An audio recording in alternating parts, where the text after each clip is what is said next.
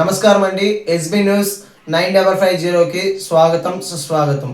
ఏ రోజు వార్త ఆ రోజు మనకు అప్డేట్ కావాలంటే ఎస్బీ న్యూస్ 9550 ఛానల్ను మీరు సబ్స్క్రైబ్ చేసుకుంటే ప్రతిరోజు వార్త మీకు అప్డేట్గా ఉంటుంది. అడ్మినిస్ట్రేషన్ కావాలి కావాలి కావాలి సినాడ్ అడ్మినిస్ట్రేషన్ కావాలి కావాలి కావాలి మోడరేటర్ త్వరగా చొరవ చేసుకోవాలి చేసుకోవాలి చేసుకోవాలి మోడరేటర్ త్వరగా చొరవ చేసుకోవాలి చేసుకోవాలి చేసుకోవాలి ఈ విషయం నాకు వద్దు ఈ విషయం నాకు వద్దు అక్రమంగా దుర్మార్గంగా పరిపాలిస్తున్న ఈ విషయం నాకు వద్దు ఈ విషయం పరిపాలన మాకు వద్దనే వద్దు. కుటుంబ పరిపాలన బిషప్ కుటుంబ పరిపాలన బిషప్ కుటుంబ పరిపాలన బిషప్ కుటుంబ పరిపాలన జీసస్ టవర్స్ త్వరగా జీసస్ టవర్స్ సమస్యను పరిష్కరించాలి జీసస్ టవర్స్ సమస్యను పరిష్కరించాలి బాడుగలు కట్టాలి జీసస్ టవర్స్ యొక్క బాడుగలు వెంటనే కట్టాలి కోట్ల రూపాయల బాకీలు ఉన్నటువంటి జీసస్ టవర్స్ బాడుగలు వెంటనే కట్టాలి దేశవాళ బాడుగలు కట్టాలి కడపలో జరుగుతున్నటువంటి అన్ని రూముల బాడుగలు కట్టాలి బకాయిలు చెల్లించాలి దయాశిస్తూ నష్టపరిహారం చేస్తున్నాను నష్టం చేస్తున్నాను.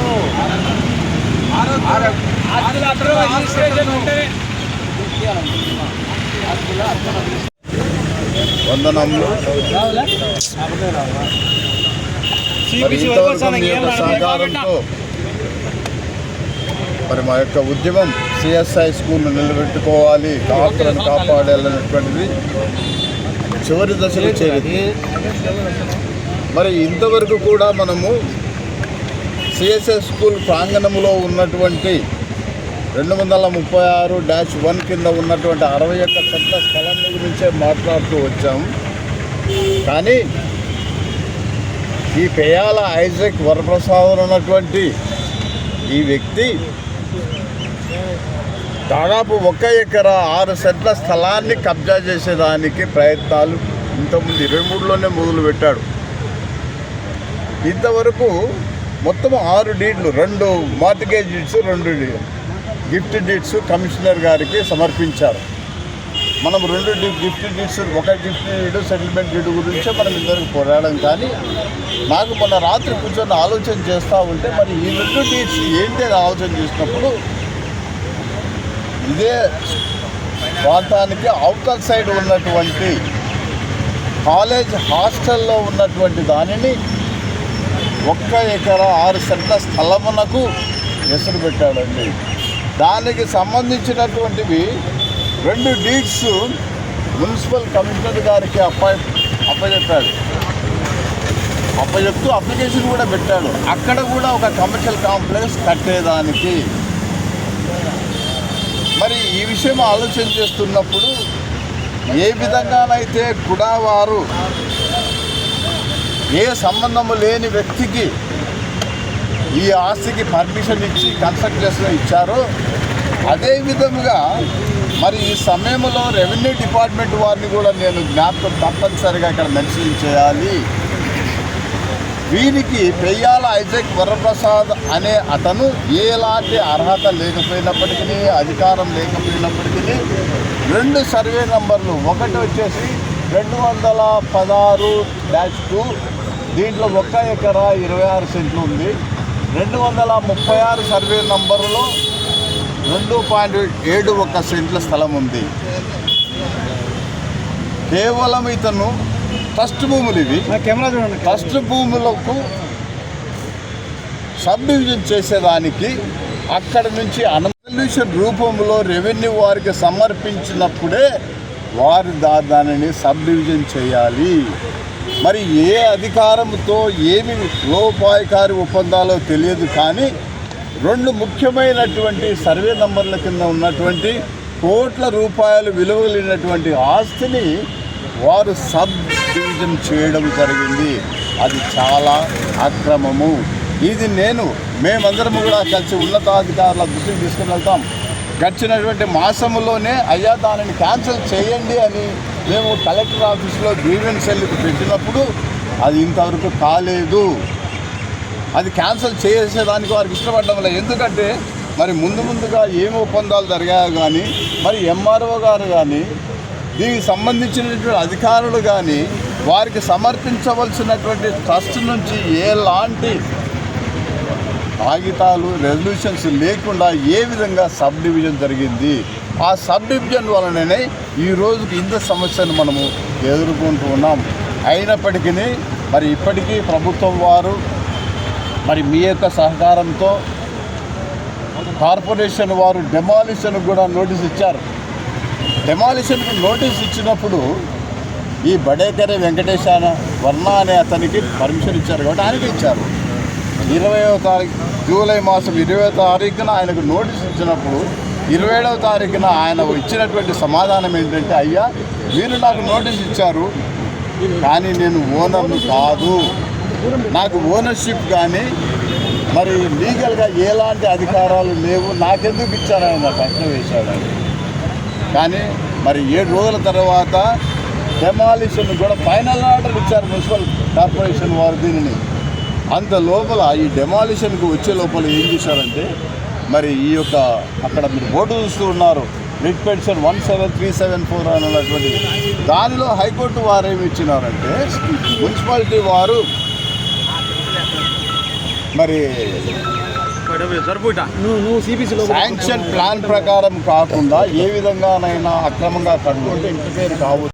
ఇంత లోపల ఏమైందంటే మరలా స్టేటస్కో ఇచ్చారు, కట్టకూడదు అని ఇచ్చినప్పుడు మున్సిపల్ కార్పొరేషన్ వారు ఇక్కడ బోర్డు పెడితే వెయ్యాల ఐజక్ వరప్రసాద్ ఆయన అనుచరులంతా కార్పొరేషన్ వారు పెట్టినటువంటి బోర్డు కూడా తీసి పడేశారు. ఇప్పుడు అక్కడ బోర్డు ఉంది, అందులో ఉన్నటువంటి రిట్ పిటిషన్ కూడా కోర్టులో విత్డ్రా అయింది. తర్వాత అది విత్డ్రా చేసి మేమందరం రెస్పాండెంట్స్గా ఉన్నటువంటి సమయంలో తమాషా ఏంటంటే, ఆ చిత్రాల ఆనందరావు యొక్క చిత్రాలు ఏంటంటే ఆయన పెన్షన్ వేస్తూ బడేకరే వర్ణాను రెస్పాండెంట్గా పెడతాడు.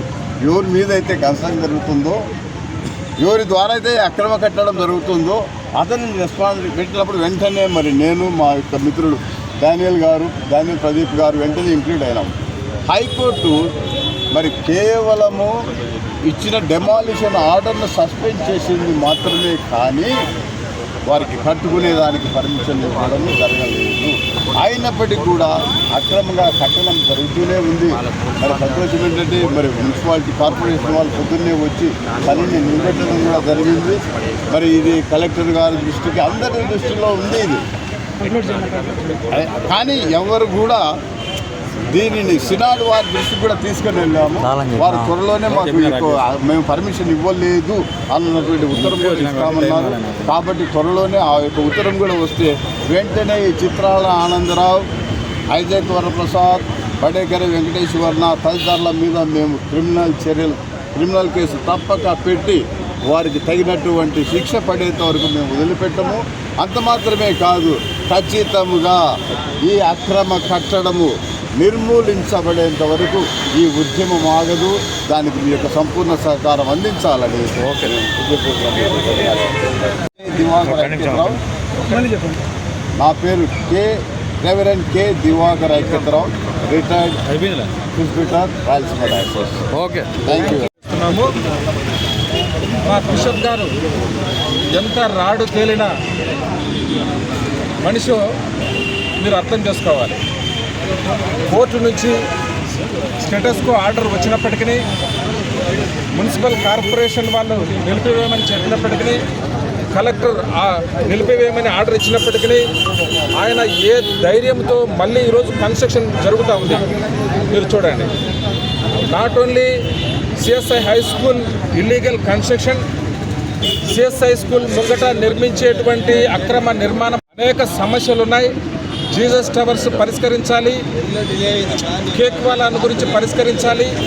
ఆరోగ్యవరం మెడికల్ సెంటర్లో అది ఒక హాస్పిటల్లోనే సగం తీసి ఇంకొకరికి రెంట్కి ఇచ్చినటువంటి ఘన చరిత్ర కలిగినటువంటి ఈ బిషప్ ఇంకా 3 సంవత్సరాలు ఆయనకు వ్యవధి ఉన్నది. ఈ 3 సంవత్సరాలు ఆయన కొనసాగితే ఈ అధ్యక్ష మండలంలో ఈ ఉమ్మడి 4 జిల్లాలలో కడప, కర్నూలు, చిత్తూరు, అనంతపూర్ జిల్లాలలో సిఎస్ఐ ప్రాపర్టీ ఎక్కడ కూడా ఒక్క అంగుళం కూడా మిగిల్చడని నేను ఈ మీడియా మిత్రుల ద్వారా నేను తెలియజేస్తున్నాను. కాబట్టి సినాడ్ వారు మాకు సిఎస్ఐ సినాడ్ 5 రాష్ట్రాలకు మరియు శ్రీలంక దేశానికి హెడ్ క్వార్టర్ చెన్నైలో సిఎస్ఐ సినాడ్ సెంటర్ ఉన్నది. ఆ సిఎస్ఐ సినాడ్ మోడరేటర్ గారు ఇన్వాల్వ్ అయ్యి తక్షణమే ఈ బిషప్ను బర్తరఫ్ చేయాలని నేను మోడరేటర్ గారికి మనవి చేసుకుంటా ఉన్నాను. దయచేసి ఈ మీడియా మిత్రులు ప్రభుత్వ అధికారుల సన్నిధి. నమస్కారం, నా పేరు మనోరంజను. ఈ బిషప్ గారు కేవలం కట్టడాలే కాదండి, అడ్మినిస్ట్రేషన్లో కూడా ఎన్నో లోపాలు ఉన్నాయి. ఆయన వచ్చినప్పటి నుండి 5 సంవత్సరాలు అవుతుంది. వస్తూనే ఎన్నికలను సరిగా సక్రమంగా నిర్వహించలేదు. మాకున్నటువంటి 24 చర్చిలలో 8-9 చర్చలకు ఎన్నికలు సరిగా జరపకుండా అడ్మినిస్ట్రేషన్ కమిటీలు నేసి అవి కొనసాగిస్తున్నారు. కేవలం అవి ఆర్డర్లు మాత్రమే ఉండాలి. కానీ ఆయన అధికారంతో దుర్వినియోగం చేస్తూ కంటిన్యూగా 3 సంవత్సరాలు ఒక టర్మ్ అంతా మళ్ళీ వాళ్ళనే కొనసాగించారు. మళ్ళీ ఇంకోసారి 2వసారి ఎన్నికలు మళ్ళీ పర్యాయం వచ్చినప్పుడు కూడా అలాగే వాళ్ళు దుర్మార్గంగా అక్రమంగా ఎన్నికలు సరిగా నిర్వహించకుండా మా ఓట్లన్నీ తీసేసి వాళ్ళకు కావాల్సిన ఓట్లన్నీ పెట్టుకొని గెలిపించుకొని వాళ్ళే అక్రమంగా ఉన్నారు. కౌన్సిల్ దుర్మార్గంగా మేమంతా బైకాట్ చేసినప్పటికీ కూడా మాకు ఓట్లు లేకుండా మమ్మల్ని పక్కన పెట్టి కేవలం వాళ్ళ మనుషుల్లోనే ఎన్నిక అయినట్లుగా భావించి రాసుకొని వాళ్ళతోనే పరిపాలన కొనసాగిస్తున్నాడు. వాళ్ళే ఈ అక్రమ కట్టడాలకు, ఈ అన్యాయాలకు కారకులు. దయచేసి ఆ యొక్క ఎవరు ఆ యాజమాన్యం అయితేనేమి, బిషప్ అయితేనేమి త్వరగా మేము దించేయాలని కోరుకుంటూ మా సినాడ్ వారికి ఈ యొక్క మనవి వారికి వెళ్ళి వారు త్వరితగతిన వారు చర్యలు తీసుకొని కంప్లీట్ బిషప్ను వాళ్ళ యొక్క సినాడ్ రాయలసీమ డయాసిస్ యాజమాన్యాన్ని నిర్మించాలని కోరుకుంటూ సెలవు తీసుకుంటూ మేము మనోరంజన్. ఈరోజు సిఎస్ఐ చర్చ్ అంటే దేశంలో మంచి పేరు కలిగిన ఒక సంస్థ. ఎన్నో రోజుల నుండి మన దేశానికి స్వతంత్రం కూడా మన దేశంలో కొనసాగుతుంది. అటువంటి యొక్క ఆస్తి ప్రాపర్టీని కూడా ప్రభుత్వం కాపాడుకునే పరిస్థితిలో ఈరోజు మన కడప నగరం ఉంది అని చెప్పి కూడా అనుకోవచ్చు. ఇక్కడ జరుగుతున్న సంఘటన చూస్తూ ఉంటే ఎంతో బాధలేసి మేము ఆలగడ్డ నుండి కూడా వచ్చాము ఇక్కడికి. ఆలగడ్డ ఒకటే కాదు, ప్రతి కాంగ్రెస్ నాయకుడు అనేది కాంగ్రెస్ పార్టీలో ఉన్నవాడు దేశంలో ఎక్కడ మసీదు కానీ చర్చి కానీ దేవాలయం కానీ ఈ ఆస్తులు ఎవరు కూడా కబ్జా చేసినా కూడా అక్కడ వెంటనే మేము ఇన్వాల్వ్ అవుతామని చెప్పేసి మేము సభాముఖంగా తెలియజేస్తున్నాము. ఈ యొక్క బిషప్ ఏమైతే ఉన్నారో వాళ్ళు దుర్మార్గ చర్యలను పాల్పడి ఈ యొక్క ఆస్తిని గవర్నమెంట్ ఆస్తి అనుకోవచ్చు, అంటే చర్చికి సంబంధించిన ఆస్తితో స్కూల్ ఉంది. ఆ స్కూల్లో వేలాది మంది విద్యార్థులు చదివి ఎంతో ఉన్నత స్థాయికి చేరారు. అటువంటి స్కూల్ స్థలంలో మీరు ముందర కావాల్సిన చోట గుండెకాయ లాంటి స్థలాన్ని తీసుకొని వారు లీజుకి ఇవ్వడం జరిగింది. సరే, వాళ్ళు లీజుకి ఇచ్చారో తీసుకున్న వాళ్ళు తప్పు అలా పక్కకు వదిలేయండి. మీరు లీజ్ డీడ్ పైన దీన్ని ప్లాన్ అప్రూవల్ ఇవ్వచ్చా? అధికారులు కూడా ఏం చేస్తూ ఉంది ఇక్కడ కూడా అధికారులు అకస్మాత్ ఇప్పుడు ఏదైనా స్థలంలో మనం ఇల్లు కట్టుకోవాలంటే దానికి ఏమేమో మీరు ప్రతిదీ చాలా అడుగుతారు కదా. డాక్యుమెంట్స్ లేకుండా, అసలు సేల్ డీడ్ డాక్యుమెంట్ లేకుండా మీరు కూడా వాళ్ళకి అనుమతి ఎలా ఇచ్చారు? వాళ్ళు ఎలా కడతారు? ఇల్లీగల్ కన్స్ట్రక్షన్కి అనుమతి ఇచ్చిన వాళ్ళు ఎవరు? ఎంపీ సహకారం ఉందా? ఎమ్మెల్యే సహకారం ఉందా? లేకపోతే ఇప్పుడు మామూలు గవర్నమెంట్ వచ్చేసి ఇది స్కూల్ ప్రకారంగా మార్కెట్ చేసుకున్నారు విద్యాశాఖ కంపెనీకి అని కూడా ఒక సమాచారం ఉంది. విద్యాశాఖ మంత్రిలో ఏం చేస్తూ ఉన్నారు? నారా లోకేష్ గారు అయితేనేమి ఎవరైనా కూడా దీన్ని స్పందించి వెంబడే ఆ బిషప్ను రాజీనామా చేయించి వేరే వాళ్ళని ఎన్నుకోవాలని కోరుకుంటున్నాం కాంగ్రెస్ పార్టీ తరఫున. మరిగొండ హుస్సేన్ ఆలగడ్డ.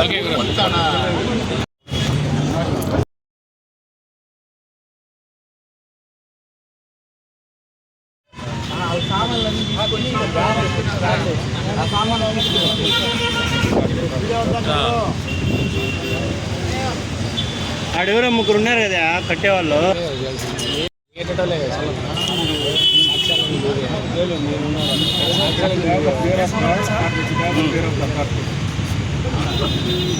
ఎవరు భయమైతే లేదు, ఇంకా అథారిటీస్ భయమన్నా పెట్టి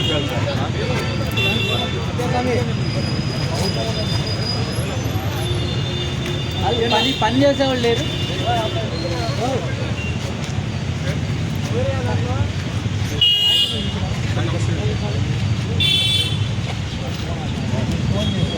రౌడీలు సార్ వీళ్ళంతా ఇది రౌడీలు. భోజనాలు పంపిస్తుందా? పిల్లలకి భోజనాలు వద్దా? భోజనాలు పెట్టద్దా పిల్లలకి?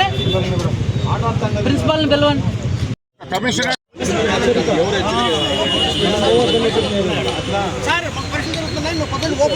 నేను వస్తానండి, నేను వస్తాను. తలుపు ఆడెవడో బీగం వేసుకొని పోతే మీకు ఎట్లా ఊరుకుంటారు? ఏం డ్రామాలండి ఇది? తిట్టాడు బిషప్ అడ్వాన్స్ని పిలిచి చెడ్డ మాటలు అక్రమంగా జరుగుతాయి. ఏం సార్ పిల్లల భోజనాలకి నుండి పంపించలేదు వాళ్ళు రాకుండా అని చెప్పినారు. మీరు ఎవరు రమ్మంటండి? సీజ్ చేసుకొని వెళ్ళిపోతాం. మా కలెక్టర్ గారి ఇన్స్ట్రక్షన్స్ ప్రకారం వెళ్తాం. దీన్ని ఇష్యూ చేయమంటారు. ఇష్యూ చేసేటప్పుడు ఏమవుతుందంటే అసలు విషయం బయటకు వెళ్తాం. మనం ఏం చేయాలి? కోర్టు డైరెక్ట్ మీరే బండ్లు మన వాళ్ళు ఎవరు కూడా దయచేసి లోపల పోతండి.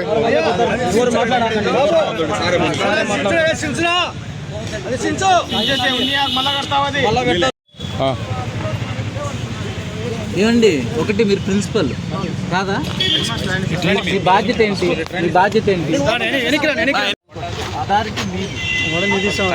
తాళాలు తీసుకుని వస్తారా? తీసుకురారా? తీసుకురారా? ఒకటి హైకోర్టు డైరెక్షన్స్ వాటిని మేము అమలు చేయాలి. డైరెక్షన్స్ ఫాలో కావాలి.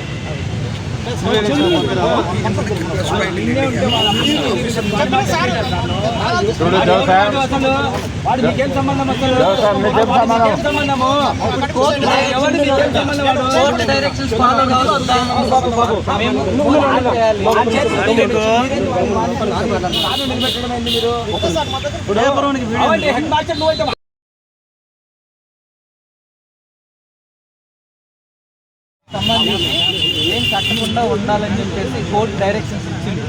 మా దృష్టికి ఈరోజు కొన్ని రోజుల నుంచి వర్క్ అవుతుంది. ఈరోజు పర్టికులర్గా వర్కర్స్ వచ్చారని చెప్పేసి మేము వచ్చిన తర్వాత ఇక్కడ ఎవరో తెలియదు, ఈ ప్రిన్సిపల్ గారు హెచ్ఎం గారికి వాచ్మెన్ గారికి తెలియకుండా తాళాలు వేసి మరి పిల్లలకి ఇవ్వాల్సిన భోజనాలు కూడా ఇవ్వకుండా స్కూల్ని ఇబ్బంది పెడతా కట్టడాలు కడతా ఉన్నారు. గౌరవ హైకోర్టు ఇచ్చిన ఆదేశాలను కూడా బేఖాతరు చేస్తున్నారు. దీని మీద తగిన చర్యలు తీసుకోవాల్సిందిగా మా కమిషనర్ గారికి, కలెక్టర్ గారికి, అలాగే లోకల్గా ఉన్న పోలీస్ స్టేషన్లో ఎస్పీ గారికి కూడా కంప్లైంట్ చేసి కోర్టు ఆదేశాలను అమలు చేయడానికి వచ్చిన అధికారులను మాకు అనుమతి ఇవ్వకుండా కోర్టు ధిక్కరణకు పాల్పడినట్టు తగిన వాళ్ళ ఎవరైతే ఉన్నారో వాళ్ళకి తగిన విధంగా మేము అందరి ద్వారా మా కమిషనర్ కలెక్టర్ గారి ద్వారా నివేదిస్తాం. ఒకసారి మా ప్లానింగ్ సెక్షన్ అంతా కూడా వచ్చి దానికి సంబంధించి రిపోర్ట్ ఇప్పుడు నా దగ్గర ఫోటోలు అవి ఉన్నాయి. కన్స్ట్రక్షన్ జరగకూడదని కోర్టు చెప్పింది, కానీ కన్స్ట్రక్షన్ చేస్తున్నారు. దీన్ని ఆపడానికి మా బాధ్యత నిర్వర్తించడానికి వచ్చినప్పుడు ఇక్కడ యాజమాన్యం కానీ వీళ్ళు కానీ తాళాలు వేసి మరి లోపలికి రానివ్వకుండా, అధికారులు కూడా లోపలికి రానివ్వకుండా ఇబ్బంది పెడతాం.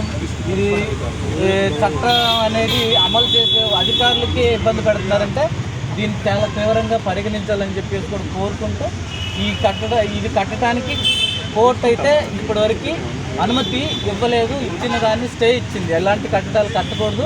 ఉన్న అధికారాన్ని ఎవరైతే లోకల్గా మేము ఉన్నామో వాళ్ళని మానిటరింగ్ చేయాలని మేము ఒక టీమ్స్ కూడా వేస్తాం. మా టీమ్స్ను కూడా లెక్క చేయకుండా పనిచేయటం అనేది ఈ రిపోర్ట్ కూడా మేము తయారు చేసి ఇస్తాము. దీని మీద ఎవరున్నా కానీ సమయంతో ఉండండి. అధికారులుగా మాకు ఇచ్చిన బాధ్యతను మేము నిర్వర్తిస్తూ అనధికారికంగా ఏది కడుతున్నా కానీ అది మేము as per rules, as per మా పై అథారిటీస్ ఇన్స్ట్రక్షన్స్ బట్టి ముందుకెళ్తామని చెప్పేసి కోరుతున్నాం.